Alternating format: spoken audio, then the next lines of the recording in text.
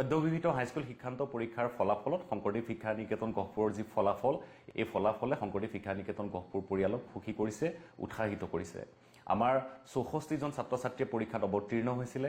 তাৰে ভিতৰত 64 জন ছাত্ৰ ছাত্ৰীয়ে 70% ওপৰত নম্বৰ পাবলৈ সক্ষম হৈছে। 55 জন ছাত্ৰ ছাত্ৰীয়ে 75+% পাবলৈ সক্ষম হৈছে। 15 জন ছাত্ৰ ছাত্ৰীয়ে 85+% পাবলৈ সক্ষম হৈছে। দুজনকৈ ছাত্ৰ ছাত্ৰীয়ে 94+% পাবলৈ সক্ষম হৈছে।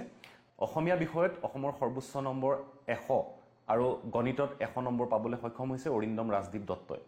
সদ্যঘোষিত হাইস্কুল শিক্ষান্ত পৰীক্ষাৰ ফলাফলে শংকৰদেৱ শিক্ষা নিকেতন গহপুৰৰ পৰিয়াল, অভিভাৱক, ছাত্ৰ ছাত্ৰী সকলোকে সুখী কৰিছে এইবাবেই যিহেতু শংকৰদেৱ শিক্ষা নিকেতন গহপুৰ সম্পূৰ্ণ এখন আৱাসিক বিদ্যালয়, ঘৰুৱা শৃংখলিত আৰু আৱাসিক পৰিৱেশত নিজৰ সন্তানৰ এটা ভাল ফলাফল হ'ব বুলি আমাক সমজাই দিয়ে।